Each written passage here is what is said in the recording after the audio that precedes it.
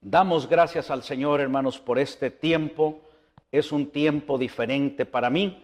Durante mi vida me ha gustado mucho compartir con personas, entrevistar personas, hacerles preguntas, pero en este momento me encuentro en un momento para mí muy especial, porque hay un pastor que Dios ha levantado en este tiempo, porque Dios levanta en cada época hombres y mujeres especiales para una misión especial. Y en este momento, hermanos, Dios, en este tiempo, Dios, en su amor, en su soberanía, ha levantado y sustentado a un hombre que no comenzó hoy a obedecer a Dios, ya más de 4 décadas que lo hizo, pero Dios escogió estos últimos tiempos, muy especialmente, para hacer descansar sobre él una tarea muy intensa, la misma que ha hecho por 41 años, predicar la palabra, pero Dios ha puesto una responsabilidad sobreabundante en él, y él la lleva adelante con diligencia, con desvelos, con mucho esfuerzo, con mucho celo, y anhelaba por mucho tiempo poder saludar a nuestro hermano José Manuel Sierra aquí en estos estudios. Usted lo ha visto en entrevistas que hemos hecho a distancia, hemos viajado juntos ya a algunas obras que él ha abierto en México, hemos estado ahora aquí en los Estados Unidos, pero ahora, Pastor Manuel Sierra, Manolo, me es una bendición poder saludarte aquí en los estudios de One Vision. Nos hemos visto en México, nos hemos visto pues ya en estos días por aquí. Pastor, yo creo que anhelábamos este tiempo de estar aquí en los estudios de One Vision. Sin lugar a dudas, sin lugar a dudas. De hecho, lo deseaba, ¿no? Con todo mi corazón, porque nos une una gran amistad. Y bueno, de aquella entrevista que usted me hizo cuando cumplí los 40 años de ministerio, ahora pues ha pasado un tiempo, ya 41 años, y estoy muy contento y muy agradecido de lo bien que nos están tratando aquí en tu canal, y sobre todo las cosas, ver lo que el Señor ha estado haciendo, que eso es lo más importante de todo. Pastor, vamos a hacer un poquito de historia, y yo quiero que los hermanos que nos están viendo sepan un poco de lo que yo ya sé que ellos no saben, ¿no? Nos vamos a ir por el tiempo un poco atrás. Apenas aprendí ayer, creo que en el mensaje, pastor, que fuiste el pastor de Asambleas de Dios más joven de España. Sí. Porque 41 de ministerio, te graduaste a los 20, entraste a la escuela bíblica a 18, 17 años. Sí, 17, 18 años. Pero luego vamos a irnos un poco más atrás. Hay muchas historias, algunas las he escuchado de tus labios, otras de mi padre. Naciste en Venezuela hace ya 61 años. Sí, ahora en el mes de octubre cumpliremos 61 años. 61 años. Sí. Es que hace 61 años nació el pastor José Manuel Sierra. Es cierto, me dice mi padre, que en tu infancia eras muy travieso. Muchísimo. Muy travieso, un manojo de nervios, como decimos en España. Y bueno, esto cada uno es como es. Pero eras un niño privilegiado, porque eras hijo de un torero. Y me dice mi padre que tenías juguetes que otros niños no tenían. Bueno, mi padre vino incluso a España a comprarme un traje de torero, ¿no? Y lo llevó a Venezuela y me hizo una película. Y el sueño de mi padre, lógicamente, era que su hijo fuera torero. Pero yo siempre le dije, bueno, no llegué a ser torero, pero ahora toreo al diablo. Le decía siempre de broma, ¿no? Sí, sí, sí. Así es que, no, la verdad es que mi infancia fue muy bonita. Qué emoción, pastor, mira. Mira, vaya. Bueno, hermanos, agradezco al pastor porque en la Ahí amistad, tenía 10 años. 10 años. ¿En Sí. Venezuela todavía, pastor? No, eso ya es en Las Palmas de Gran Canaria. Ahí está el papá, que también llevaba el mismo nombre que el pastor, sí. José Manuel Manolo Ese Sierra, es mi padre. torero, nacido en Zaragoza, tierra de gente muy brava, sí. ¿Verdad? No en los toros. Me decía el pastor José Manuel Sierra que ahí en Zaragoza, si alguien dice me tiro por esa pared, se tira porque ya lo dijo. Pero bueno, pastor, también me he enterado que cuando niño trabajabas de monaguillo. Bueno, me obligaban. Toda mi educación fue en Venezuela en los hermanos maristas, como se les llamaba, y en Canarias estudié en los salesianos. Y cuando te tocaba el turno tenías que sí o sí ser monaguillo en las misas, ¿no? Pero bueno, al final también me terminaron echando porque creé muchos problemas con las hostias y con el vino. Pastor, ¿nunca robaste vino para probarlo? Sí, claro, vino y hostias y muchas cosas, y le complicaba mucho la vida al cura. Cuando sabes que tienes que tocar la campana no la tocaba, él se enfadaba conmigo, yo la tocaba fuera de tiempo, En fin, era un trasto, como decimos por allá. Voy a pedirle a nuestro director Francisco Pascual que vuelva a poner esa foto donde están padre e hijo, papá Manolo, hijo Manolo, y le voy a hacer una pregunta a nuestro hermano Manolo. Pastor, cuando ves esa fotografía que estamos viendo ahora, tu padre y tú, ¿qué viene a tu corazón cuando recuerdas a tu padre? ¿Cómo lo recuerdas? Mi padre era un gran hombre, con mucho temperamento, mucho carácter, pero era la nobleza personificada. Era un hombre que lo daba todo, aunque se lo tuviera que quitar de la boca, ¿no? De hecho, él me enseñó a que por un amigo hay que hacer cualquier cosa. Y si no lo tienes, él me decía en aquellos tiempos que no éramos convertidos, si tu amigo necesita o te pide algo y tienes que robarlo, lo robas para ayudar a tus amigos. Hasta ese extremo llegaba, ¿no? Era un hombre muy generoso, ya te digo, con mucho temperamento, con mucho carácter, pero era muy amigo de sus amigos. Incluso a veces daba más de lo que recibía. Pero bueno, yo lo recuerdo con mucho cariño y hay momentos que lo echo pues mucho de menos. Y tenía tanto carácter y tenía muchos amigos toreros que yo conocí. Oh, sí. Y que toreros de los grandes de la época que Claro. iban de México a vuestra casa, aún en Canarias, ¿no? Como Paco Camino. Tú amistaste mucho con muchos de esos Paco toreros. Camini, Santiago Martín Elviti, Diego Los Puerta, Palomo Linares, en fin, muchos toreros de aquella época que pasaban por aquí, por México, por Venezuela, y paraban en los restaurantes de mi padre, iban a comer con sus cuadrillas a nuestra casa, y yo me crié en ese ambiente taurino, ¿no? Que es un ambiente muy, muy particular. Así fue mi infancia.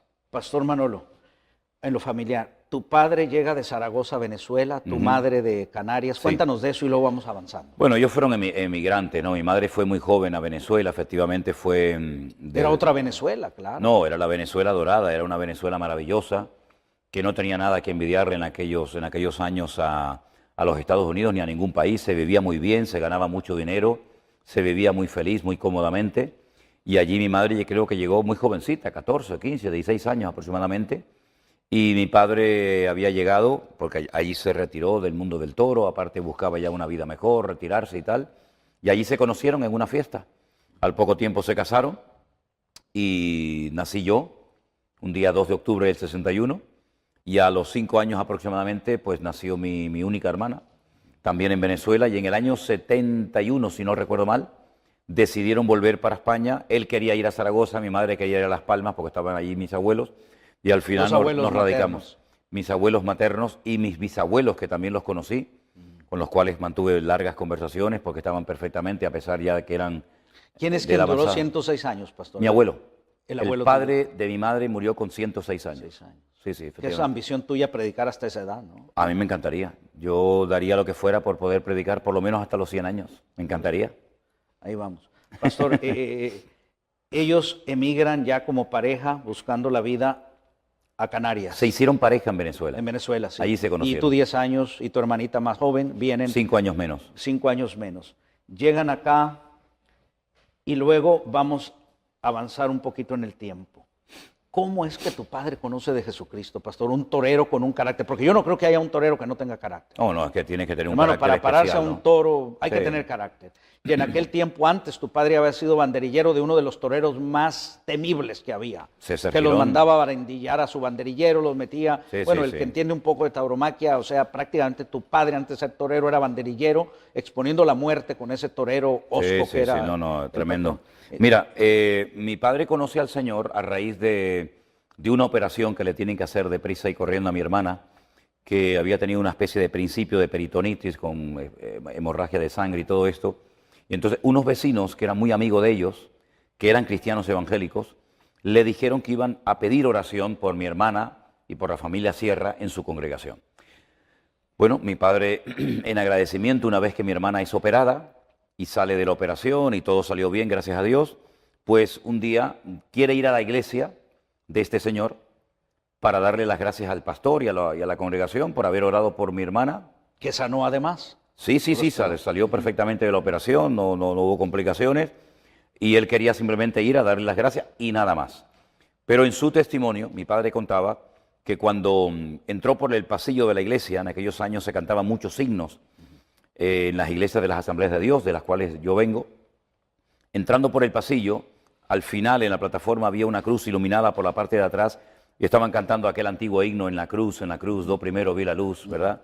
Y mi padre cayó de rodillas cayó de rodillas. El primer día, nada más entrar por la puerta de la iglesia, el Señor lo tomó, un quebrantamiento de pecado, una convicción de pecado espectacular. Incluso creo que tuvieron hasta que interrumpir el culto, ¿no? Porque no paraba de llorar. Cuando él regresa a mi casa, él viene transformado, es otra persona completamente diferente, hasta la cara le brillaba, ¿no? Y entonces comenzó a ir con mi hermana, al poco tiempo con mi madre a la iglesia. Yo no quería saber nada de este tema, pero digamos que me entró la curiosidad de ver dónde le habían comido la cabeza, como yo decía en aquel tiempo a mi padre, y fui como a los 3 o 4 meses aproximadamente después de su conversión, y eso fue un domingo a la mañana. El domingo a la tarde yo le entregué mi vida al Señor Jesucristo, escuchando la parábola del hijo pródigo, aunque al principio me molesté mucho, porque pensaba que mis padres... a tu mamá? Claro, yo pensé que mi madre le había contado mi vida al pastor, pero me di cuenta de que no. Era el Espíritu Santo el que estaba utilizando aquel texto bíblico de Lucas capítulo 15 para traer convicción de pecado a mi vida, y esa misma noche me convertí, y a los pocos meses yo tenía clarísimo que si todo lo que había oído era verdad, y sigo diciendo lo mismo, si el Evangelio verdaderamente es así, como se nos ha contado, que Cristo murió en la cruz, que resucitó al tercer día, que está pronto a venir nuevamente a buscar a su amada iglesia, yo decía para mí, pero ¿por qué no nos dedicamos todos los cristianos a predicar este mensaje cuando esto es lo más grandioso que jamás en la vida se puede contar a ser humano, ¿no? Esto tiene que saberlo todo el mundo. Yo a los pocos meses ya estaba compartiendo la palabra de Dios a todo el mundo. A los pocos tiempos, como al año aproximadamente, fui a la escuela bíblica, al seminario, me gradué un 31 de mayo de 1981 hasta el día de hoy, que el Señor me ha dado el privilegio de servirle siempre a tiempo completo en su obra y con más ganas que nunca, porque lo que estamos viendo y lo que ha sucedido ha sido tan grande que no solamente por gratitud, sino por una carga tremenda que el Señor ha puesto en nuestros corazones, queremos llevar a centenares y a miles y a millones de almas a los pies de Cristo. Y estoy seguro que lo vamos a ver. Pastor, no quiero ahora o no necesito decir quién es José Manuel Sierra. Manolo, la gente lo conoce, mi padre sabe más de ti aún que yo, por ejemplo, pero quiero decir esto. José Manuel Sierra no hace un devocional que lo ven 70,000 personas hace 40 años. Tú anduviste en Bolivia, sin monetario, joven, haciendo por los desprovistos, sí, claro. En África. También en Kenia. Allí estuvimos trabajando con niños que no tenían hogar, con niños que, en fin, eran huérfanos, y allí construimos una casa, y allí trabajamos durante años, ¿verdad?, ayudando a unos obreros que allí estaban en aquel momento atendiendo a aquellos niños, y viendo que aquella obra había crecido y que iba a crecer mucho más, y viendo que nosotros no podíamos atender aquello, le donamos, le regalamos absolutamente toda la propiedad, las casas, el terreno, todo se lo regalamos, se lo donamos a una institución, a un ministerio español que se llama Remar, y se lo donamos todo a ellos para que ellos continuaran adelante con esa obra. Ya si la han atendido o no, ya hasta ahí llegó mi responsabilidad, ¿no?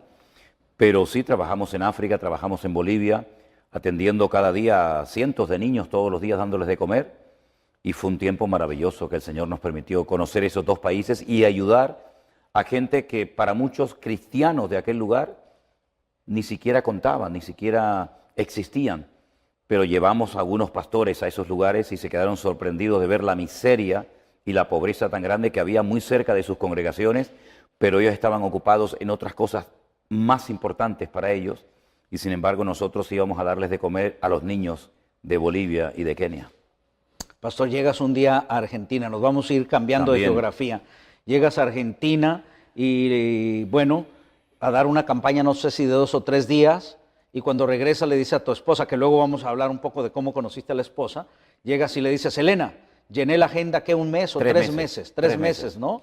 Cuando Nosotros ibas por 3 días. Fuimos jóvenes, Argentina, ¿no? Sí, claro, era en el año 90, 1990. Hay que sacar simplemente Claro, matemáticas, claro, ¿no? Conocimos mi sueño siempre fue ir a Latinoamérica. Ese era el sueño de mi vida. Poder ir a Latinoamérica, soñaba, oraba, clamaba al Señor que algún día me permitiera ir a Latinoamérica, me da igual si era Perú, Bolivia, Chile, Argentina. Y estando pastoreando una iglesia en Galicia que abrimos de cero, en una ciudad llamada Santa Eugenia de Ribeira, en la provincia de La Coruña, pues conocí a un misionero argentino y él me habló de la posibilidad de ir a Argentina a ver en aquellos años un avivamiento, un despertamiento muy grande que había de un mover evangelístico, ¿no? Yo quería ver aquello, yo quería aprender y fuimos por fe, completamente por fe, dependiendo totalmente del Señor. Solamente en aquel momento teníamos a nuestra hija Priscila, que era una niña pequeñita de 3, 4 años, y a los pocos días de llegar me dijeron que se celebraba todos los martes en la ciudad de Rosario, en provincia de Santa Fe, Argentina, una reunión para pastores. Me invitaron a asistir, yo fui como un oyente más. Yo en aquel momento me consideraba una hormiga, ¿no? En medio de aquellos grandes pastores y evangelistas. Y en medio de la reunión, el presidente de las Asambleas de Dios, de la Unión de las Asambleas de Dios en Argentina, me dijo que a él le tocaba compartir a los pastores en aquella reunión, pero que como tenían a un pastor gallego, me llamaba, ¿no? Un pastor de España, pues si quería compartir la palabra a los pastores. Esa fue mi primera carta de presentación en Argentina. Les compartí a los pastores ese día y cuando salí de esa reunión tenía efectivamente la agenda llena para 3 meses de invitaciones. Campañas constantemente, campamentos, retiros, convenciones, cultos especiales, y nos quedamos en aquellos años pues más de 1 año y medio aproximadamente. Recorrimos el país de punta a punta, fue un tiempo maravilloso, nunca nos faltó de nada, vivimos por fe, ¿verdad? Y vimos la provisión del Señor cada día. Fuimos con tickets de avión de ida, pero no de vuelta, porque no teníamos dinero para comprar billetes de vuelta, pero un pastor al cual yo aprecio mucho, el pastor Norberto Carlini, de la Iglesia Santuario de Fe de Rosario, el último día dijo: este hombre, esta familia ha estado entre nosotros, nunca le han dicho que no a ninguna invitación que han recibido, igual le ha dado ir a una iglesia pequeña, a una casa particular, a una villa miseria o a un sitio grande. Pusieron unas cajas enormes en la plataforma, recogieron una ofrenda magnífica y con eso compramos los tickets de vuelta y pudimos regresar a España. Y siempre recordaremos la generosidad de ese gran varón de Dios, ¿no? Así es que fue una etapa maravillosa. Yo después volví 3 veces más a Argentina a hacer campañas, reuniones especiales, pero fue una etapa de nuestra vida inolvidable y nos trataron muy, muy bien y la verdad es que recordamos con mucho cariño. ¿En cuál de esos 3 viajes, pastor, traías las primeras lecciones de hebreo que compraste en Argentina? Bueno, eso es muy interesante, no sabía que sabías ese detalle. Yo entré un día a una librería evangélica en la calle San Martín, si no recuerdo mal, la iglesia bautista tenía una librería tremenda, y vi curso en hebreo. Entonces dije, voy a hacer este curso. Me resultó complicadísimo aprenderme las 22 letras del Aleph Bet o del alfabeto, pero sí, fue en el año 90 cuando comencé a interesarme por el idioma hebreo. ¿Era en el primer viaje a Argentina? ¿O en el primer viaje, en el primer viaje. O sea, en esas maletas con la ofrenda que se compró el billete, venían un libro azul de toda la explicación del hebreo y luego un librito más pequeño que era el cuaderno de trabajo. Regresando para estar acá. Pastor, en España, ¿a qué edad se hace el servicio militar y es obligatorio para todos? Sí, en aquellos años para era obligatorio. Varones. Sí, solamente para los varones era obligatorio, ya hoy en día a los 18 ya... años. No, yo creo que entré, si no recuerdo mal, con 19 o 20 años. 19 o 20 años. Entré un mes de febrero, habría cumplido recién 20 años y salí con 21. Y estuve 14 o 15 meses en el ejército. Estando en la mili, cuéntanos la historia, cómo llegaste a esa iglesia sí. y cómo comienza esa historia de amor que se ha ido... Curiosamente, esa iglesia donde yo conocí a ¿Qué ciudad era, pastor? Cádiz. Pegado a Portugal, ¿verdad? Más o menos. No, ella es de Galicia, en el norte. Pero la iglesia, donde la... Cádiz está justamente en el sur. En el sur, okay. Muy cerca del Peñón de Gibraltar, para entenderlo, correcto. ¿no? Pues esa es una de las ciudades más antiguas del mundo, Cádiz, ¿no? Sí, sí. Estuviste en el recorrido, ¿no? Hablando ahí. Claro, sí, Cádiz es una ciudad muy linda, yo la quiero mucho, ¿no? Pues una tarde, paseando... En el servicio militar, En el servicio militar, yo iba de paisano, nunca salía de militar a la calle por una serie de cuestiones, y encontré un cartel que ponía Iglesia Bautista. Yo me había convertido y criado los primeros años de mi vida en Asambleas de Dios, nunca había conocido una iglesia bautista desde adentro, y dije, voy a entrar a ver cómo es una iglesia bautista. Curiosamente, lo que te iba a decir, esa iglesia la había fundado un tío de Elena que estudió en la Escuela Bíblica Bautista en Cuba y fue enviado por la Misión Bautista de Cuba, subvencionado, y abrió varias iglesias en España. Esa fue una de ellas. Y allí esa tarde yo conocí a Elena. Ella estaba de visita. Estaba de visita, estaba de vacaciones en casa de unas tías. Ajá. Ella vivía a más de 1000 kilómetros de ahí. Al norte. Y la conocí pues un día entre semana, creo que era un miércoles, un culto de oración. La volví a ver al día siguiente, domingo, perdón, a los pocos días domingo. Y nos hicimos novios por carta y por teléfono. Tuvimos 7 meses así. Y en total nos vimos 21 días presencialmente y nos casamos. Y hace pues, si no recuerdo mal, 39 años casados. Pastor, vamos a avanzar en esto. No está la hermana Elena aquí. En otra visita que hagan quisiera hacer esta pregunta. ¿Me compartías tú cuántas generaciones de tu esposa hacia atrás de cristianos hay en España? Bueno, yo creo que ella es de la 5ª generación. Estamos hablando de 1800. Exactamente. Sí, ya su tatarabuela. Su tatarabuela se convirtió, después su bisabuela, su abuela, ¿Misioneros ingleses o...? Misioneros ingleses que vinieron fundamentalmente a esa parte de España, Galicia, y allí pues fueron días durísimos, ¿no? Imagínate, ¿no? Hace más de 100 años abrió una obra en España, en aquellos pueblos, en aquellas condiciones, con aquellas presiones religiosas. Y aquella idiosincrasia, correcto. No, terrible, terrible. De hecho, se decía que los misioneros, que los protestantes ingleses tenían cola, tenían rabo.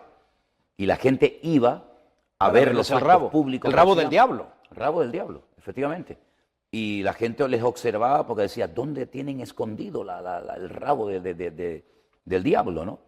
Y entonces en uno de esos cultos al aire libre, con esas orquestas tremendas que hacían, esos signos, se convirtió su bisabuela, muy jovencita, con 15, 16 años. Pastor, era un desafío convertirse a esa edad. Terrible, terrible. Fue expulsada de la casa. Inmediatamente fue expulsada apedreadas de la casa. Todavía en ese tiempo. El cura del pueblo le dijo a sus padres que tenían que echar a esa hereje de la casa. Y ella se iba todos los días al monte, a una cueva, a orar por sus padres, que finalmente terminaron también convirtiéndose y entregándose al Señor. Y esa abuela, si no recuerdo mal, puso la primera piedra en una iglesia de asambleas de hermanos en Galicia y murió con 104 años. Así que ella nunca pisó una iglesia católica, nunca conoció el contexto católico del cual venimos nosotros. Y ella, pues ya te digo, que con nosotros, con nuestras hijas sería ya la sexta generación. Todos por parte de padre, por parte de madre, todos ya eran convertidos, ¿no? Desde hace siglos. Pastor, el tío de tu esposa viene, se prepara en Cuba para el ministerio y luego regresa a fundar iglesias. Sí, aún vive. Lo hemos visitado en Atlanta en este viaje. Es el tío que queda único de hermana El Elena. único tío con vida que queda, que tiene 91 años, ya está jubilado. Prediqué en una de las iglesias que él pastoreó en Orlando, en Florida, y tuvimos la oportunidad de estar con él ahora hace unas semanas atrás cuando andábamos por Atlanta. Vamos a hablar de varias cosas, hablando de fundar iglesias. Cuando medito en tu ministerio, pastor, y que agradezco públicamente, y lo he hecho en privado, que me dejes ser parte de... Soy el maletero, dile a la gente que soy el maletero del pastor Manolo, ¿es cierto o no? No, eres una pieza muy importante en nuestro equipo, hermano. Agradezco eso, pastor, de veras lo hago, he crecido, he aprendido, pero cuando medito en vuestro ministerio, en estos 2 años, últimos o 3 ya, medito en esto, pastor.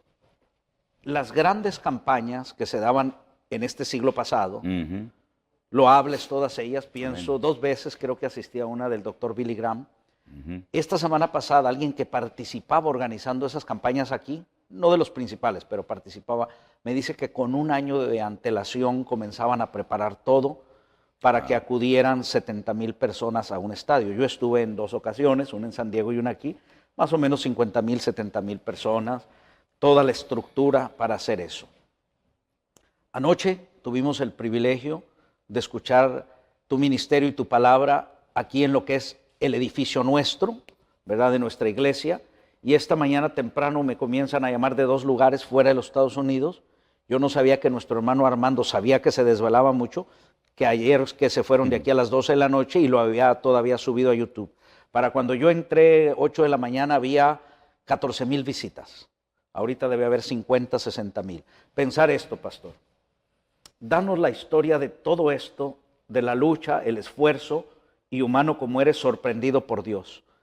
Todos los días hay un estadio lleno, yo así lo imagino, Cuando veo los devocionales, los escucho, veo 70,000 gentes, veo los estadios de béisbol saturados y digo, wow, 70,000 personas es todo un estadio que diariamente te están viendo. Muchas de las cosas que vemos las haces desde tu pequeña oficina, y ha sido muy honesto. Dice, ¿no saben que a veces traigo chancletas cuando hago los devocionales? Sí, sí. Es cierto. Pastor, háblanos de ese proceso. Ya hablamos de Bolivia, cuando eres un perfecto desconocido, pero conocido para Dios, porque para Dios siempre has sido conocido, Claro. igual que hasta ahora, desde el día que te entregaste a Cristo. Ha sido un fenómeno para ti, para toda tu familia, nuestro hermano Armando que está aquí, Anderson, todo tu equipo. Pastor, háblanos de los últimos 3 años, un año antes de la pandemia y todo eso hasta aquí. ¿Cómo está en tu corazón? ¿Qué ha habido? ¿Qué alcances? ¿Qué es lo que Dios está haciendo? Porque eres humano, es una carga muy grande. Bueno, vamos a ver. Yo a todo esto lo llamo el factor sorpresa. El factor sorpresa se ve en muchas partes de la historia bíblica. Por poner un ejemplo, ¿no?, que todos conocemos, la Biblia nos enseña que de repente, llega el día de Pentecostés, hay un pequeño grupo de unas 120 personas aproximadamente orando, esperando algo que el Señor les dijo que iba a suceder, no sabían cuándo ni cómo. En el aposento alto dice que de repente vino un viento recio, el cual soplaba y llenó toda la casa, y se aparecieron lenguas repartidas como de fuego, las cuales se posaron sobre cada uno de los que estaban allí, y de repente comenzaron a hablar en otras lenguas según el Espíritu les daba que hablase. Bien, eso fue de repente.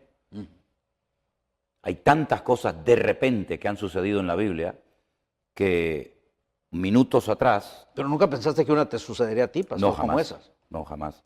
Nosotros llevábamos una vida muy normal, muy tranquila, ¿no? Un pastor de una iglesia local, haciendo lo que le corresponde hacer a cualquier pastor. Para sustentarte tenías un rastro que es una tienda de segunda lado, ¿no? Sí, una especie como llaman aquí de Goodwill, ¿no? Una Sí, tiendita sí. donde... Así estaba la con eso vida, nos ayudaba a pagar el alquiler del que no quiero del llamarle salón. rutina, porque sé que nunca has sido rutinario en No, tu forma de no. ser, pero ahí está el pastor trabajando, luchando, Sí, claro. en una iglesia en Canarias, un lugar... Sí, sí. Hombre, yo tuve la bendición de poder salir siempre mucho, ¿no? Sí, sí, sí. A otros Viajes países, a Israel viajes y a todo Israel y todo esto, ¿no? Y nosotros veníamos desarrollando nuestra rutina, en el buen sentido de la palabra, pues cada día con gozo, gozándonos absolutamente en todo lo que hacíamos. Nunca hemos trabajado más o menos por el hecho de la respuesta de la gente. Hemos atendido grupos muy pequeños, grupos más grandes, y siempre gozándonos en toda circunstancia, en la economía, en la gente, en todo lo que hacíamos, ¿no? Bueno, llega el confinamiento, ¿sí? Millones de cristianos se encuentran de la noche a la mañana encerrados en sus hogares y nosotros venimos desarrollando nuestra labor de todos los días. ¿Qué es lo que ocurre? Yo me doy cuenta de que teníamos que hacer algo inmediatamente. Al día siguiente, después de haber orado la noche anterior, el Señor pone en mi corazón que tengo que hacer un grupo de WhatsApp para atender a los hermanos de nuestra congregación. Desde las 11 de la mañana hasta la 1:30 del mediodía, todos los días teníamos competiciones bíblicas, ¿verdad? Devocionales, tiempos de oración, obras de teatro, en fin. Era un tiempo extraordinario donde yo atendía a los hermanos de la iglesia. Mientras tanto, comenzamos a recibir centenares de correos y de llamadas de todas partes del mundo. Desde Alaska hasta el extremo sur de Argentina, pasando por Japón, Llegando a Los Ángeles con el pastor Arenas. Todas partes, nos llamaban de todas partes. Bueno, con preguntas, entonces yo hacía un devocional por WhatsApp para los hermanos de la iglesia. Entonces se me ocurrió un día la idea, yo creo que el Señor me lo puso en mi corazón, de hacer el devocional en abierto, creyendo de que alguien lo iba a ver. Efectivamente comenzó a verlo la gente. Todas las preguntas que recibíamos de la Biblia, pues se me ocurrió también hacer un programa que lo titulé o lo llamé El Pastor Online, donde daba respuesta a las preguntas. En vez de hacerlo por una computadora escribiendo, lo hacía en directo de lunes a viernes cada día. Todo esto comenzó a crecer y a crecer y a crecer, pero no es que nosotros comenzamos a trabajar en las redes sociales y a emitir nuestros cultos a raíz de la pandemia. No, nosotros veníamos picando piedras hacía muchos años. Cuando apenas nos veía la gente, 2, 3, 4, 5 personas en directo, para nosotros era un gozo el trabajar. Entonces yo creo que el Señor, como dice su palabra, ¿no?, honra a los que le honran. Nosotros todo esto se lo atribuimos al Señor, no hay ninguna gloria personal. Yo no estoy haciendo nada especial, yo llevo 40 años haciendo lo mismo, predicando la palabra, haciendo campañas evangelísticas, predicando en radios, a veces en alguna emisora que me invitaban de televisión, como esta, si no hay ningún mérito personal, Si no es que nosotros hemos descubierto un método, porque yo me di cuenta que muchas veces como que hay pastores que buscan dónde el Espíritu Santo, dónde el Señor se está moviendo. Algunos se fueron a Corea en su época, otros se fueron a Argentina, Toronto. otros se fueron a Colombia, otros se fueron a Toronto, a Canadá. Yo nunca me fui a ninguna parte. Yo nunca fui detrás de métodos. Mi método es lo que yo creo que deberían hacer todos los cristianos, con todo mi respeto. Usted tiene una necesidad económica, usted tiene un problema personal, de la índole que sea, entre en su habitación. Yo particularmente siempre digo, me pongo de rodillas, cierro la puerta, apago el teléfono, que no me moleste nadie, oro al Señor. No le repito, mi costumbre, mi forma de trabajar con el Señor, de obrar en el Señor, no es repetirle 40 veces lo mismo, porque yo no creo que mis hijas me tengan que repetir 40 veces lo mismo para prestarles atención. Con una vez que me lo digan es suficiente. Me lo pueden recordar en alguna ocasión, pero no hace falta repetir y repetir y repetir. Yo le digo al Señor, Señor, necesitamos esto, y el Señor responde y el Señor obra, así de fácil. Entonces nos hemos dado cuenta de que el Señor nos ha puesto en contacto con centenares, con miles de personas que no conocíamos, ni siquiera sabíamos que nos estaban viendo, porque te confieso sinceramente, hermano José, en más de una ocasión cuando le predicaba a las sillas vacías de nuestra congregación, con un telefonito, con unas pequeñas cámaras delante, estuve tentado a callarme. Y tu esposa atrás era lo único. Mi esposa y mi hija Miriam. Sin ver a Priscila y a tu yerno No, Inés. porque no podíamos salir, estábamos confinados, nos ponían multas si salíamos a la calle, ¿verdad? Teniendo a mi hija a 20, 30 kilómetros de mi casa, no podíamos salir. Ahí estás tú, la hermana Elena, Nada más. Miriam y las sillas blancas. Y vivíamos dentro de la iglesia. Para la gloria del Señor, hoy le damos gracias al Señor porque tiempo atrás el Señor, por algunos asuntos, permitió que viviéramos en la iglesia, condicionamos la iglesia lo mejor que pudimos y allí estuvimos 4 años y medio viviendo. Y allí nos cogió el confinamiento. Fue una maravilla, fue una bendición de Dios. Y entonces nosotros predicábamos y hubo momentos, como te decía, que tuve la tentación de decir, voy a callarme si esto no lo está viendo nadie, ¿a quién estoy predicando? Me di cuenta de que me equivoqué. Había muchos miles de personas y muchos hermanos cuando los conocemos hoy en día, aquí en Estados Unidos, en México, en otros lugares, nos dicen, estábamos nosotros, hermano. Nosotros estábamos siendo alimentados en aquel tiempo donde había un temor, una inseguridad. ¿Qué es lo que está pasando? ¿Será la gran tribulación? ¿Aparecerá de un momento a otro el anticristo, etcétera? Nos encontraron por un mensaje que se tituló en aquel momento El Nuevo Orden Mundial, predicado hace ya pues 6, 7 años atrás, que tiene más de 7 millones de visitas, ¿no? Y entonces me di cuenta de que la gente nos estaba viendo, pero yo no veía la cara de nadie. Yo siempre... Además hubo una hermana que te mandó en ese día que llorabas delante del Señor Sí, un mensaje. Me dijo literalmente, si en algún momento le pasa por su mente el pensamiento de que nadie les está viendo, ese día es cuando más gente les está escuchando. Fue un revulsivo y a esa hermana tuve el privilegio de conocerla personalmente sí, en la iglesia bautista Betel de Hialeah, donde se me acercó y me dijo, yo fui el que le mandé ese mensaje, hermano. Porque hasta antes no sabías. No lo sabía, no tenía ni idea. Yo estoy conociendo a la gente ahora. A mí me veían.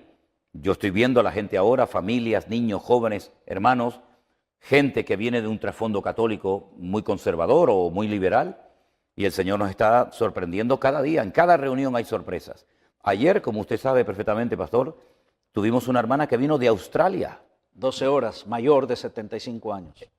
Un poco delicada de salud, de Sydney, vino específicamente para estar en el culto de ayer. Cierto. Viene gente conduciendo 18, 20 horas de diferentes estados de los Estados Unidos, gente de México, de El Salvador, de Honduras, de Guatemala.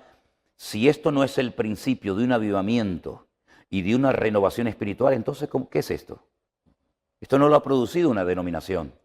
Nosotros no levantamos en alto la bandera de ninguna denominación, de ninguna persona en particular. Esta es la obra genuina del Espíritu Santo del Señor. No es una competencia, una guerra contra las iglesias. De hecho, no aceptamos a nadie que sea miembro de una iglesia. El concepto iglesia virtual para algunos es una locura, pero es una realidad. Hay centenares y miles de personas que han conocido al Señor, que se han reconciliado con el Señor. En algunos casos, como en México nos sucedió con una hermana que se nos acercó y nos dijo que hacía 30 años que había dejado de congregarse.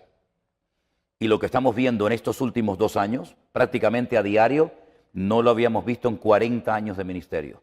Porque el Señor viene pronto y el Señor nos está sorprendiendo y nos está mostrando que Él es fiel y que Él tiene ganas y que cualquier persona, da igual la edad que tenga, da igual el trasfondo religioso, denominacional del cual venga, una persona que se deja utilizar por el Señor lo usa. Y yo creo, y lo he dicho en varias ocasiones, que por lo menos con nuestro ministerio, el Señor ha dicho ahora. No sé cuánto tiempo va a durar esto. Yo siempre creo y confío que hasta que venga el Señor en su segunda venida. Yo creo que esto es algo imparable. Yo creo que es algo que va a ir a más. Prueba de ello es que cada día se abren más puertas, cada día conocemos más gente y estamos viendo en San Francisco, en Florida, en cualquier parte donde vayamos, centenares de personas con un hambre de la palabra que nunca en mi vida había visto. Pero es el cumplimiento de una palabra profética, donde el Señor dijo a través de uno de sus siervos: he aquí yo enviaré hambre y sed a la tierra, no de pan, no de sed, sino de oír la palabra de Dios. Y ese tiempo ha llegado. Y esas promesas que están ahí de que cosas que el ojo no había visto, cosas que los oídos humanos nunca habían oído ni habían subido al corazón del hombre, son las que Dios tiene preparadas para los que le aman. Bueno, yo puedo presumir de que nosotros intentamos amar al Señor todos los días, cada vez más y más, ¿verdad?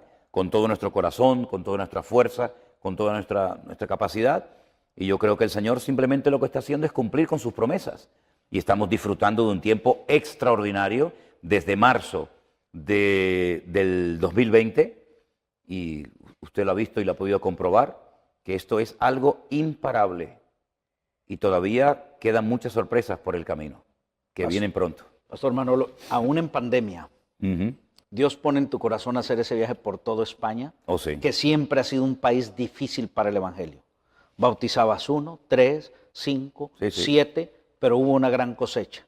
Luego viene el congreso donde estuvieron ellos. Me impactaron varios. Aquella hermana de Guinea Ecuatorial que decía: ya lo que quiero es morirme. Sí, ¿Te acuerdas de ella? Totalmente. La conoces bien. Nuestra hermana Señor, Cristina, el Señor la alcanza, da ese testimonio. Danos una suma breve. ¿Cómo Dios puso en tu corazón cuando comenzó esa gira por tu país, el de tu esposa, y cuando ya regresaron a Tenerife? ¿Cuál era la sensación que había? Empezamos en el mes de mayo del año pasado. Justamente el primer viaje misionero empezó el mismo día que vinimos a los Estados Unidos en este segundo viaje misionero. Y regresamos prácticamente el mismo día, en el mes de junio, terminaría, que este segundo viaje misionero que estamos realizando aquí. Dios puso en nuestro corazón que había llegado el momento ya que podíamos viajar, aunque había muchas restricciones, muchísimas restricciones. De hecho, en el camarote del barco donde yo estaba ya a punto de llegar a Huelva, una ciudad del sur de España, oré al Señor que me dejaran salir del puerto. Yo no sabía si me iban a dejar salir o no. Logré salir. Tuve que parar en el camino a dormir porque no se podía circular a ciertas horas por la carretera. Y el objetivo era conocer a todas las personas que se habían convertido, que se habían reconciliado con el Señor durante el tiempo del confinamiento. Entonces el Señor nos permitió ir a ciudades que no conocíamos, localidades como por ejemplo Ciudad Rodrigo, provincia de Salamanca, Becerril de la Sierra en Madrid, ni siquiera sabía que existía ese pueblo, Sevilla la Nueva, también a las afueras de Madrid, y muchos lugares, ¿verdad?, que dimos como una vuelta en círculo, ¿verdad?, con nuestra autocaravana, durmiendo en donde nos pillara, contentísimos, disfrutando una barbaridad, bautizando a 1, a 4, a 5, a 10, da igual, y disfrutando muchísimo de ver que en España miles de personas habían estado escuchando los devocionales y han surgido grupos por diferentes lugares. La gran necesidad son obreros.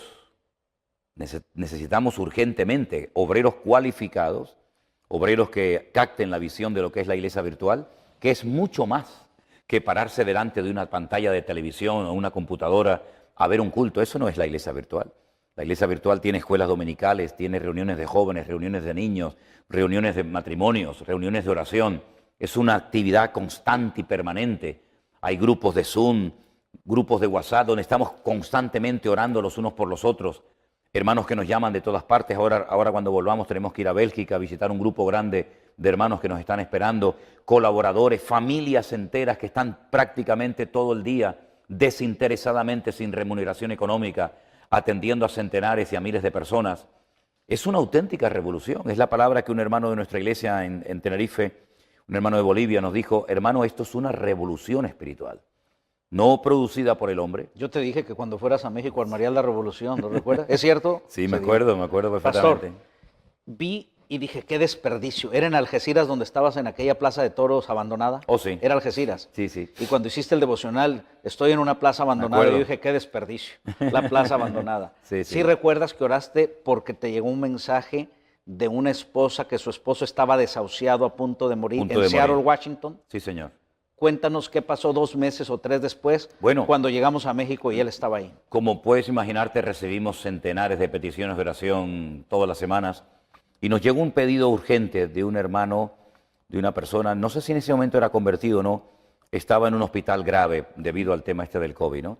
Estaba muy grave, a punto de morir, comenzamos a orar, mandamos su petición por diferentes medios, se oró mucho por él y bueno, todo quedó así, ¿verdad?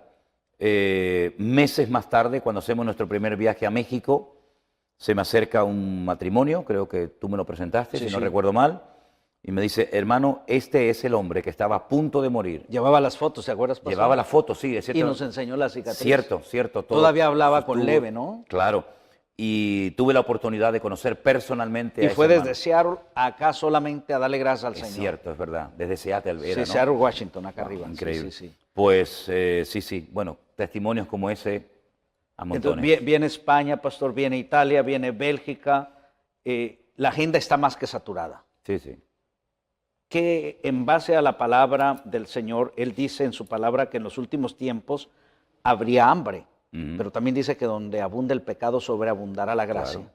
Dios te ha escogido para ese trabajo. Pastor, humanamente, para ti, para tu familia, aunque sirven al Señor, ¿cómo ha impactado esto? Por ejemplo, ahora, lo digo en lo familiar, porque eres padre, esposo, vas a ser abuelo. En unas semanas, días, podemos decir. Tienes 6 semanas que ahora más que nunca Priscila, tu yerno y tú, tu esposa, Miriam, quisieran estar allí. Familiarmente, no solo a tu persona, a tu ministerio, a tu iglesia, cómo este impacto, ¿no?, en las relaciones ha afectado para bien, pero humanamente. Nos cambió la vida totalmente. De llevar una vida, entre comillas, normal, controlando prácticamente todo, a una vida donde cada día despiertas en un sitio diferente, conociendo a centenares de personas nuevas que nunca en tu vida habías visto. Pues salimos, si no recuerdo mal, el día 6, 7 o 9 de mayo, y no regresaremos hasta mediados, casi finales del mes de junio, y constantemente yendo de un lugar para otro. Nos cambió la vida, pero contentísimos, muy contentos, sabiendo que el Señor nos tiene para esta hora, muy orgullosos de lo que el Señor nos está permitiendo hacer para Él, pero al mismo tiempo sorprendidos y dependiendo totalmente del Señor, porque esto no es por ningún mérito personal. Yo no tengo ningún método, jamás voy a escribir un método diciendo he descubierto la varita mágica del ministerio y si usted hace punto A, punto B y punto C, usted va a tener un éxito tremendo en el ministerio. Yo no tengo la clave de nada. Esto es un trabajo diario, es constancia, es perseverancia, es dependencia del Señor. Yo no me he enriquecido económicamente hablando a raíz de todo esto. Nuestra vida es prácticamente igual. No nos hemos llenado pero sí tienes ya una residencia de 1 millón de euros pagada, ¿no? Donde vives, ¿no? ¿O sí? ¿Dónde? Me dijeron. ¿Una residencia? De 1 millón de euros pagada. No tengo nada. ¿O pagas alquiler? No, yo he vivido toda mi vida de alquiler. Es con doble sentido. No, por eso le digo, no sé quién le dijo nada, eso. No estoy para que sacaras la verdad. Eso No. me llamó la atención, pastor. 40 años de matrimonio, 39. Sí. Y un día, en uno de los devocionales, un día decías, siempre de alquiler, y tu esposa, ya que hemos dialogado, dice, no, si de pronto tenemos muebles y luego nos vamos a otra parte y ya no tenemos, ¿no? Nosotros ni como ministerio, nuestro ministerio no tiene propiedades. La iglesia que yo pastoreo, la iglesia presencial en Tenerife, es un local alquilado. La iglesia en Fuerteventura que tenemos, la iglesia en el Puerto de la Cruz, nosotros no tenemos propiedades. No estoy en contra de que se tengan propiedades, pero es que nosotros no hemos podido nunca comprar nada. La obra en España es muy difícil, ha sido una obra muy dura y nunca nos hemos planteado ni siquiera comprarnos una propiedad nosotros, ¿no? Y ya a estas alturas de mi vida, pues mucho menos todavía, ¿no? Pero muy contentos, hermano, muy contentos porque yo sé a lo que Dios me llamó y a lo que Dios no me llamó. Y cuando hablábamos hace muchos años de, bueno, si compramos algún día alguna casa, algún departamento, ¿dónde lo vamos a comprar? Si hoy estamos aquí, mañana estamos allá, hemos estado viajando durante años, ¿verdad? Como ahora estamos volviendo a hacer. El Señor nos está llevando otra vez al inicio de nuestro ministerio, donde no parábamos, es increíble, ¿no? Por lo tanto, muy contentos. Vivimos en un departamento en la ciudad de Santa Cruz de Tenerife, de alquiler, y muy contentos y gloria a Dios. Pastor, esa pregunta tiene sentido para fundamentar esto y avanzar en el tiempo. Una última pregunta es esta. Sin duda, en mi experiencia y en el área en la que yo vivo, una de las cosas que más ha afectado a la iglesia es el abuso que se ha tenido desde los púlpitos o quienes gobiernan la feligresía con relación a las finanzas. Hablo en el contexto mío, en otros lugares será la doctrina torcida, será cierta influencia, pero en este entorno en el cual yo vivo, por 35 años he visto mucha gente manipulada en un tiempo, pero gente que yo amo mucho, después los veo heridos cuando viene la palabra del Señor. ¿Cómo es que esto ha afectado al pueblo de Dios? Ahora, si cabe la pregunta, ¿por qué se hace desde los púlpitos? Se ha hecho desde los principios de la Biblia, ¿no? ¿Cuáles son, Pastor Manolo, en tu opinión, las cosas que más afectan a la iglesia desde adentro de la iglesia? Bueno, la Biblia dice que la raíz de todos los males es el amor al dinero. Cuando en vez de usar el dinero, nos dejamos usar por y cuando en vez de utilizarlo para la obra del Señor, lo utilizamos para propio beneficio personal, convertimos el púlpito en una fuente de ganancia. Y entonces, en vez de trabajar y ministrar para servir a la gente, terminamos queriendo o sin querer, consciente o inconscientemente, utilizando a la gente para nuestro propio beneficio personal. Ha sido una auténtica vergüenza lo que ha sucedido de unos años a esta parte en ciertos, no en todos, en ciertos sectores del campo del espectro evangélico, ¿no? Donde todo gira en torno al dinero. Pastores que están obsesionados con el tema del dinero. ¿Hay que hablar de dinero? Por supuesto que sí. ¿Menciono la palabra, incluso la palabra dinero? Por supuesto que sí. ¿Habla la Biblia de diezmos, de ofrendas, de tener un corazón generoso? Por supuesto que sí. Pero se ha hecho un sobreénfasis y hay iglesias donde únicamente se habla de dinero. Yo conocí a un pastor que vivía o vive por aquí, por California, que cuando iba a España tenía un monotema, no sabía hablar de otra cosa más que de pedir, pedir, pedir y pedir, ¿no? La avaricia no tiene límite, ¿verdad? Y muchos han convertido el ministerio, utilizando su poder y su autoridad, en una fuente de ganancia. Entonces, cuando predican de prosperidad, yo pregunto, ¿prosperidad para quién? Prosperidad para siempre el mismo. Porque yo he visto, por ejemplo, en Costa Rica, he visto en Argentina, he visto en muchísimos lugares a predicadores que viven a unos niveles estratosféricos en comparación con su membresía, que yo no sé cómo no se les cae la cara de vergüenza, ¿no? Yo pienso que hay pastores que se han desviado totalmente de lo que tendríamos que haber predicado, ¿no? Yo no estoy diciendo que un pastor tiene que ser un miserable, un pobre, que no tiene el pobrecito ni para comer ni para vestir. Yo no estoy diciendo eso, pero tampoco creo que un pastor tiene que centrar todas sus predicaciones, todos sus estudios bíblicos y sus esfuerzos en hablar única y exclusivamente de dinero. Esto también ha sucedido por la falta de conocimiento bíblico, porque el pueblo, al no tener un alto, un mínimo, según cómo se mire, conocimiento de la Biblia, se han dejado seducir, se han dejado manipular por personas que, sacando textos del contexto, han formado pretextos y han caído en auténticas manipulaciones e incluso, sinceramente, enseñando cosas totalmente antibíblicas, como si no das, estás maldecido, como si no das el diezmo, el Señor te va a castigar, etcétera, etcétera, asustando al pueblo de Dios que es sagrado. Las ovejas son sagradas y nadie tiene el derecho, llámese reverendo, obispo, presbítero, superintendente o como sea, de asustar a las ovejas por las cuales Cristo murió en la cruz del Calvario, ¿no? Por lo tanto, yo creo que es una auténtica vergüenza lo que ha sucedido y esto ha causado un mal testimonio al mundo. Te voy a contar una pequeña anécdota, si me permites. Hace unos años yo fui en las Islas Canarias a una tienda de cosas de segunda mano. Quería comprar un puntero láser, ¿verdad? De estos que señalas en la pantalla. Y cuando entré vi que el dependiente, el muchacho que me atendía, por el acento, era colombiano. Y yo le dije, ¿eres colombiano, verdad? Y me dijo, sí, ¿cómo lo sabes? Le dije, bueno, yo tengo muchos conocidos y me llama mucha gente de Colombia. ¿Y por qué? Digo, porque soy pastor evangélico y conozco muchos hermanos de Colombia. Y me dijo así, sin conocerme de nada, ah, pastor evangélico, ustedes son los que le roban la plata a la gente, ¿verdad? Ese era el concepto que ese muchacho tenía de los pastores. No digo que todos sean iguales, gracias a Dios.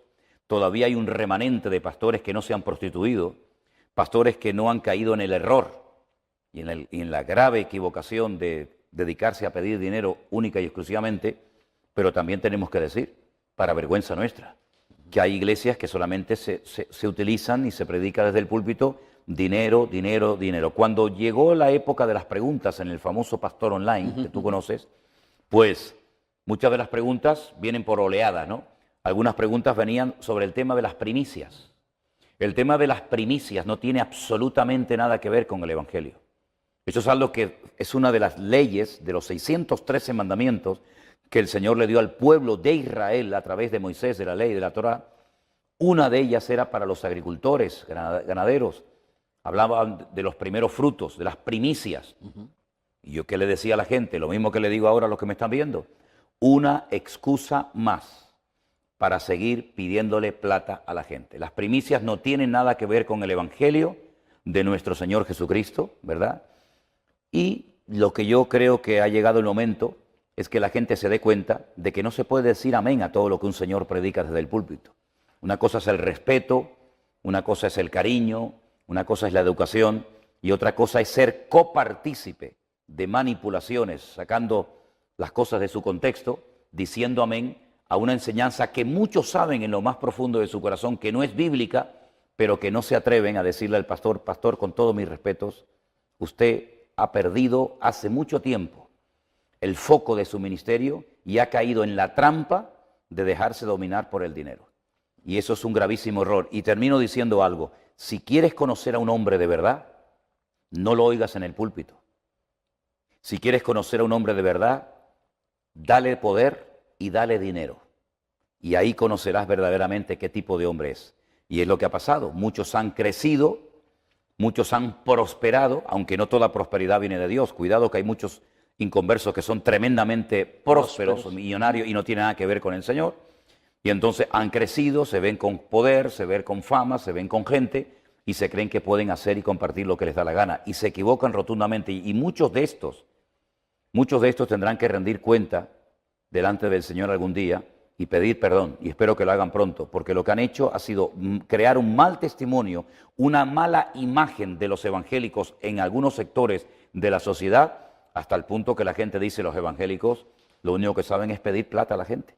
Entonces yo he sido con eso muy contundente y seguramente algunos de los que me están escuchando, pastores, evangelistas, pues no les hace ninguna gracia lo que les estoy diciendo a la audiencia, pero yo no estoy aquí en este mundo para agradar a la gente. Yo estoy en este lugar para predicar la palabra de Dios. Y si predico algo que no está en la Biblia, que me llamen, que me confronten públicamente, cuando quieran y donde quieran.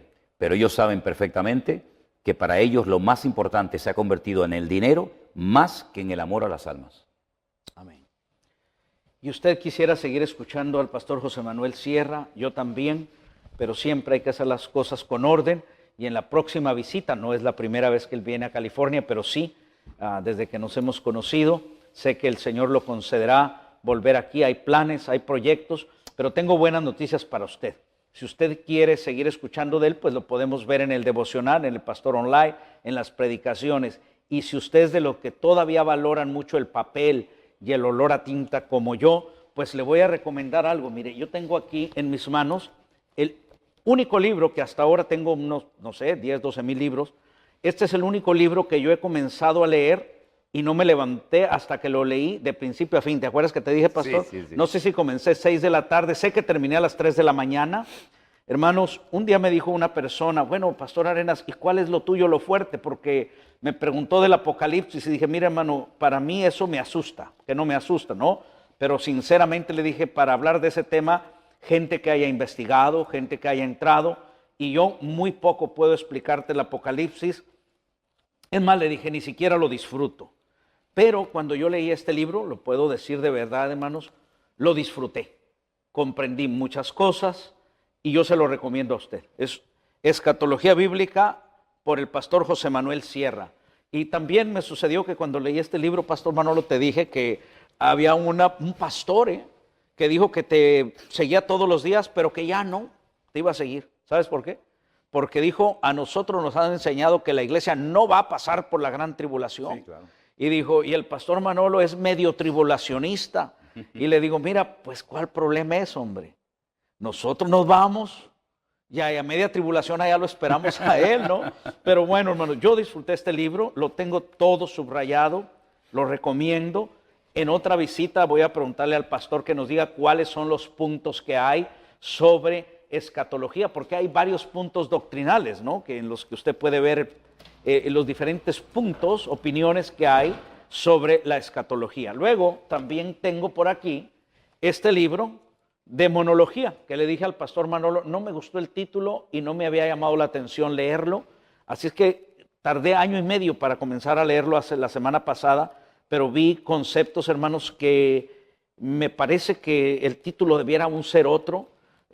Lo encuentro muy interesante. Aquí el pastor José Manuel Sierra nos habla de un aspecto que tiene que ver, ¿verdad?, con base bíblica en los ataques del enemigo, usando un personaje muy conocido. Pero a mí me llamó la atención que él menciona que yendo una vez volando en una aeronave, con voz rara, la persona que iba al lado de él le dijo, yo sé quién eres, te conozco muy bien. O sea, los demonios de la persona que iba al lado percibieron el espíritu del Señor que hay en el pastor José Manuel Sierra. También comenta que estando en África con perfecto español, una persona que no hablaba español con perfecto español, endemoniado, dijo, yo sé quién eres, te conozco bien, vete de aquí, has venido a atormentarme. Y luego tengo aquí también este libro de hermenéutica y homilética, y dice la Biblia que los mentirosos no entrarán al reino de los cielos. Este libro no lo he leído aún todavía, pero puedo decir que mi mejor maestro de homilética es una discípulo de nuestro hermano José Manuel Sierra en su congregación, porque en una entrevista que le hizo mi hermano Armando a petición nuestra en los 40 años de ministerio del pastor José Manuel Sierra, una hermana, ¿cuál es el nombre, pastor, de la hermana maestra mía de homilética de tu congregación? ¿Te acuerdas? No. Tu esposa sí la sabe. Y el otro día me la pasó en vivo. Ajá. Bueno, esta Ahora mismo hermana, no me acuerdo. esta hermana participa ahí en esa entrevista de los 40 años de ministerio y dice ella, lo primero que me llamó a mí la atención cuando llegué aquí al pastorado del pastor José Manuel Sierra es lo siguiente, que él no habla de él, sino que comienza a predicar la palabra del Señor. Y eso me llamó la atención, dice nuestra hermana. Así es que el siguiente domingo, hermanos, yo llegué al púlpito nervioso porque dije, no, verdaderamente, y cuando digo mi maestra de homilética, escuche esto. Ella dijo, el pastor José Manuel Sierra no habla de él, de las cosas, se va a la palabra directa. Y yo medité en eso, y el domingo dije, así lo voy a hacer yo. Voy a llegar, aunque mi esposa me ha dicho, no des anuncios, no hagas esto, ve a la palabra, los anuncios los das al final, pues no le había hecho caso. Ese día le hice caso a nuestra hermana y llegué y iba nervioso, créanmelo. Dije, ¿cómo le voy a hacer? Voy a comenzar con la palabra. Lo hice. Al terminar, mi hijo, que lo aprecio y lo amo tanto, como a mis dos hijas también, me abraza y me dice, papi, el mensaje de hoy es tu mejor mensaje. Así es de que gracias a mi hermana, no lo he leído en homilética, pero de ahí viene esa lección que aprendí. Luego hay dos libros sobre educación cristiana, primera y segunda parte. El segunda parte no lo he leído, pero hermanos, de primera parte lo he disfrutado mucho. A mí me gusta mucho subrayar mis libros, anotar mucho. Y entonces, hermanos, aquí hay algo que yo regreso a él seguido. Miren, a mí me gustó mucho algo y ya le pedí permiso al pastor José Manuel Sierra cuando me invite a predicar en Colombia o en alguna de sus iglesias. Nuestra relación con Dios, ahí es un tema completito, pero luego me llamó la atención, nuestra relación con el prójimo, esto es con los demás. No tenemos problemas entre nuestra familia, no tenemos problemas con nuestros semejantes, pero luego nuestra relación con nosotros mismos. Yo he dicho, aun cuando el Señor ya nos perdonó cosas, ¿cuántas veces nosotros no nos hemos perdonado a nosotros mismos? Pastor, yo quisiera que en los minutos que consideres con prudencia, porque esto no lo escribiste en la pandemia, es toda una historia de 40 años. En estos libros, ¿Por qué los escribiste y qué es lo que podemos aprender si los tenemos? Bueno, cada libro es diferente, ¿verdad? Yo tenía muchas ganas hace muchos años, no había tenido la oportunidad de tener una buena editora que me ayudara en todo esto. Gracias al Señor la hemos conseguido. Escribir un libro sobre escatología, es decir, sobre todo el tema de los acontecimientos finales. ¿Por qué? Porque lamentablemente me he encontrado con muchos hermanos, incluso gente que está en el ministerio sirviendo al Señor, que me dicen, es que me resulta tan complicado todo esto de el anticristo, la marca de la bestia, los caballos que cambian de colores, etcétera. Y yo dije, pero ¿por qué un libro tan hermoso, tan espectacular y tan necesario como es el Apocalipsis, también por supuesto las profecías de Daniel, Ezequiel, ¿por qué le resulta tan complicado a la gente entender esto? Entonces, con un lenguaje sencillo, intento explicar muchas cosas que para muchísimos cristianos durante años han sido como prácticamente imposibles de poder entenderla. Ese es el objetivo de este libro de escatología, que cualquier creyente, aunque lleve poco tiempo en el Señor, pueda disfrutar de la lectura y del estudio del libro del Apocalipsis. Ese fue el objetivo con el que se publicó este libro. Y lo logras, porque un recién convertido lo puede entender. Totalmente. Yo lo disfruté por esa manera, pastor, pero luego tenemos de educación cristiana que lo acabo de decir. A mí me ayudó mucho, me impactó. Y precisamente para eso, subrayado. Para educar adecuadamente a los creyentes para que sepan cómo comportarse, cómo actuar en diferentes momentos, trabajar bajo presión. La Educación Cristiana 1 y Tomo 2 nos ayuda precisamente a eso, a tener una buena base como creyentes para saber cómo comportarnos en todos los momentos y circunstancias de la vida. El de hermenéutica, pensé en su momento, ¿por qué esta asignatura que consiste en la correcta interpretación de los textos bíblicos, por qué solamente se enseña esta materia en las escuelas bíblicas, en los seminarios, en los institutos? ¿Y por qué no se pone esta herramienta en manos de todo el pueblo? Para que cualquier creyente cuando lea la Biblia sepa si está leyendo una profecía, una promesa, algo que se ha cumplido, algo que se ha cumplido progresivamente o aún no. Entonces la hermenéutica ayuda a cualquier creyente a disfrutar del estudio de la palabra, que es mucho más que leerla superficialmente, ¿no? Y la homilética, porque realmente son dos libros en uno, es cómo explico, cómo expongo en una reunión de jóvenes, de damas, en un culto público, el conocimiento adquirido. Porque ¿de qué sirve saber mucho si luego no soy capaz de explicarlo? En eso consiste ese libro. El de demonología... Te digo algo, pastor. Como se trataba de demonio, lo tenía medio lejos de mí, ¿eh? Te lo compartí esta mañana. No me atraía de veras. Claro. Por el tema. Por el título. Bueno, pero dije, lo voy a comenzar a leer y mira dónde voy ya. Lo he disfrutado casi como novela, lo he disfrutado como experiencia. Me tocaron mucho algo que aprendí hace mucho tiempo. El espíritu no se ve, se huele. Y aquí dos demonios cuando ibas en un avión y cuando estabas en África te olfatearon. Pero dinos en qué consiste este libro porque mira, lo resultó para mí mucho más interesante de lo que pensé. Totalmente. Tal vez el título no haya sido el correcto, en eso te doy la razón.